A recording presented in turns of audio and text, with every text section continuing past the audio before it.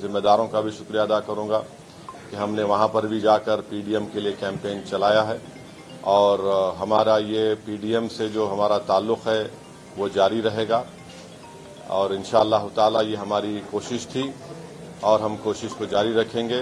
मैं तेलंगाना की आवाम का भी शुक्रिया अदा करता हूं कि हमने उनसे अपील की थी कि जहां तक हो सके बीजेपी की कामयाबी को रोकें। उन तमाम हजरात का मैं तहे दिल से शुक्रगुजार हूं कि जिन्होंने खामोशी से इस मुहिम को चलाया, जिन्होंने आगे बढ़कर ये कोशिश की कि बीजेपी के बढ़ते हुए कदमों को तेलंगाना में या उनकी कामयाबी को रोका जा सके। मैं उनका भी शुक्रिया अदा करता हूं। अब दूसरी बात यह है कि मुल्क की आवाम ने एक फैसला दिया है। अब ये बात तो वाज़ेह हो चुकी है कि बीजेपी को अभी काउंटिंग चल रही है, ऐसा लगता है कि उनके पास मैजिक नंबर नहीं आएगा जो 272 का नंबर है। और ये इस बात का ये इसलिए नतीजा आया क्योंकि 10 साल में बीजेपी ने जो नफरत की सियासत की थी उससे आज लोग तंग आ चुके हैं। बीजेपी ने जो बड़े बड़े ख्वाब दिखाए थे और वो तमाम के तमाम वो ख्वाब झूठे थे, तो नौजवान इस बात को महसूस कर लिया कि बीजेपी बेरोजगारी उनका मुकद्दर बना चुकी है। किसान परेशान था, दलित और खास तौर से जो लोग संविधान को चाहने वाले हैं वो इस बात को महसूस कर चुके थे कि मोदी ने जो 400 पार की बात की वो सिर्फ बाबा साहब अम्बेडकर के संविधान को खत्म करने के लिए की है। तो ये एक जो वर्डिक्ट आया है, अब अगर मोदी जी सरकार बनाएंगे तो उनको पार्लियामेंट में बैसाखियों के सहारे आना पड़ेगा। उनको पार्लियामेंट में बैसाखियों के सहारे आना पड़ेगा और वो भी बड़ा अच्छा नजारा होगा देखने के लिए, क्योंकि 300-400 पार, बल्कि माशाल्लाह से इतने जो आप लोग यहां पर जमा हैं, आप लोगों ने भी कहा था एक एक का नाम अगर लेके बोलूं 450, किसी ने कहा 400। तो अंग्रेजी में एक कहावत है, you will have to eat the crow now, माने आपको कौवा खाना पड़ेगा। तो अब नहीं मालूम खाएंगे नहीं खाएंगे, मगर कहावत है। किसी एक माशाल्लाह एक साहब ने तो जो बड़े अपने आप को माहिर कहते हैं, उन्होंने कहा कि हैदराबाद हम नहीं जीतेंगे। खैर अल्लाह जो चाहता है वही होता है। तो तीसरी बात, अहम बात यह है कि अगर ऐसा मौका आता है कि देश के तीसरी मर्तबा प्रधानमंत्री वजीर आजम नरेंद्र मोदी नहीं बनेंगे, अगर उसमें हमारी जरूरत पड़ी तो हम यकीनन उसमें साथ देंगे, कि हमने एक पब्लिकली एक स्टैंड लिया है कि हम बीजेपी को रोकेंगे। और चौथी बात यह है कि हम नरेंद्र मोदी से ये बताना चाह रहे हैं कि आप देखो ये नतीजा क्यों आया। उनको सेल्फ इंट्रोस्पेक्शन करने की जरूरत है और हम उम्मीद करते हैं कि पिछले 4 साल से जो लोग जेलों में सड़ रहे हैं उनकी फौरन रिहाई अमल में लाई जाएगी कानूनी तरीके से। क्योंकि याद रखिए कि अगर आप कमजोर पे जुल्म करेंगे तो उस कमजोर की तकलीफ को ऊपर वाला सुनने वाला है। तो अब नहीं मालूम कि फाइनल काउंटिंग होने के बाद कितने सीट बीजेपी लाएगी, मगर मुझे लगता है कि इंशाअल्लाह ताला वो मैजिक नंबर बीजेपी नहीं लाएगी। और क्या होगा, कल क्या होगा, परसों क्या होगा, तो ये हमारा इनिशियल रिएक्शन है। मैं आपके जरिए से रेवंत रेड्डी को मुबारकबाद देता हूं कि उनकी पार्टी 8 लोकसभा सीट पर कामयाबी हासिल की और महबूब नगर में भी हमने भी कोशिश की, कुछ 3000 वोट चिल्लर वोट से उनको कामयाबी नहीं मिली। सिकंदराबाद में मेजॉरिटी कम हुई है और अफसोस की बात यह है कि बहुत से मुकामात पर पार्लियामेंट कॉन्स्टिट्यूंसी में खोल दो प्रमोद है तो बहुत से मुकामात पर हम ये देखे हैं कि टीआरएस के लोग ओपनली बीजेपी को सपोर्ट कर रहे थे ये भी आवाम के सामने आ गया। ये क्यों किए मेरे को नहीं मालूम। ये एज अ पॉलिटिकल स्ट्रेटेजी उनकी बहुत गलत स्ट्रेटेजी थी। अब इसका क्या खमियाजा उनको अदा करना पड़ेगा वो जानते हैं, मगर ये बात फैक्ट है। तो ये 4-5 चीजें मुझे आप तक कहना था। अब आपके पास कोई सवाल एक सुनिए, आपके पास 5 से 10 मिनट का वक्त है। मेरे को नमाज पढ़ना है मगरिब की, बशीर साहब को भी पढ़ना है, और मगरिब का नमाज का वक्त जल्दी खत्म हो जाता। तो आराम से एक एक करके।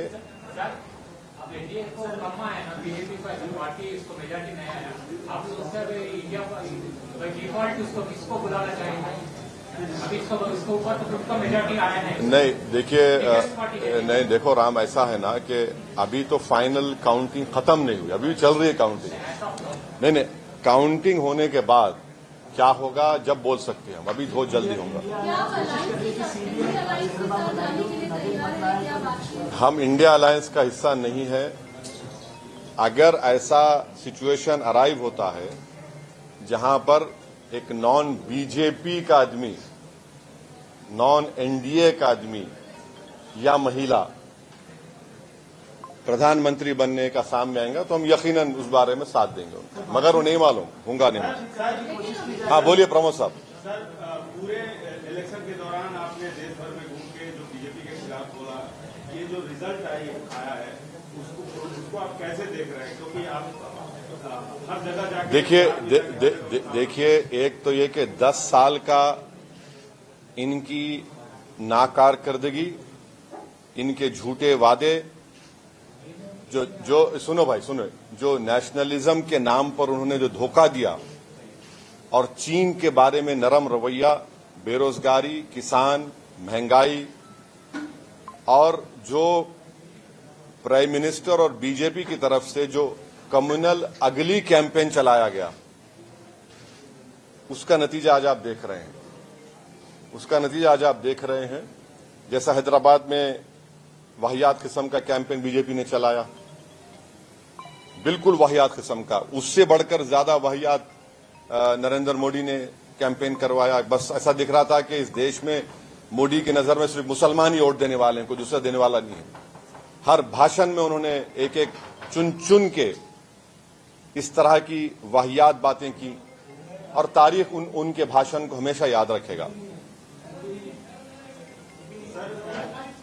राहुल गांधी ने अपनी प्रेस कॉन्फ्रेंस में फिर से संविधान दिखाया, क्या उससे आप इत्तेफाक रखते हैं कि संविधान बदलने की साजिश हो रही थी? जिस तरह से कैंपेन में चला, कांग्रेस के कैंपेन में जो चला, आप उससे इत्तेफाक रखते हैं? मैं बार बार आपको ये बात कहता रहा कि 400 सीट का मतलब एक ही थे कि या तो संविधान को बदलने की तैयारी थी जिससे आरक्षण खत्म हो जाएगा, और सुनिए, या फिर बेसिक स्ट्रक्चर को खत्म कर देना। और आर्टिकल 29-30 के तो बीजेपी बरसों से खिलाफ है, जो कल्चर का प्रोटेक्शन और माइनॉरिटी के एजुकेशन इंस्टीट्यूट को प्रोटेक्ट करने का राइट देता है। तो ये है, संविधान अगर रहेगा तो इससे सबको फायदा है ना। एक डॉक्यूमेंट है, उसमें फंडामेंटल राइट्स है, और हमेशा शुरू से आरएसएस देख लीजिए आप, पिछले 90 साल से आरएसएस हमेशा कॉन्स्टिट्यूशन को अटैक करती है। सर, आपके पड़ोसी राज्य में आपके दोस्त, कई बार उनको दोस्त कह चुके हैं, जगन मोहन रेड्डी को आपके दोस्त बुरी तरह हार गए, उसका कुछ कहना है? आवाम का फैसला है, उसको उसकी इज्जत करनी चाहिए, रेस्पेक्ट करनी चाहिए। मुझे उम्मीद है कि वो रेस्पेक्ट करेंगे। हाँ, बताया जा रहा है कि कांग्रेस पार्टी इंडिया अलायंस कोशिश कर रही है, चंद्रबाबू नायडू। मेरे को नहीं मालूम। देखिए मैं उसका अलायंस का हिस्सा नहीं हूं, मैं उसका जवाब नहीं दे सकता। लेकिन आप पॉलिटिशियन हैं सर, आप इतने सालों तक पार्लियामेंट में हाँ, रहे हैं, ठीक। आप पॉलिटिशियन हैं। एक पॉलिटिशियन की सोच क्या कह रही है इनको आना चाहिए सर, इंडिया जो सियासी सूरत हाल बना है उसमें क्या होना चाहिए, क्या हो सकता है? पॉलिटिकल पंडित के तौर पर पूछ रहे हैं। नहीं, मैं पॉलिटिकल पंडित नहीं हूं, पंडित आप हैं महाराज।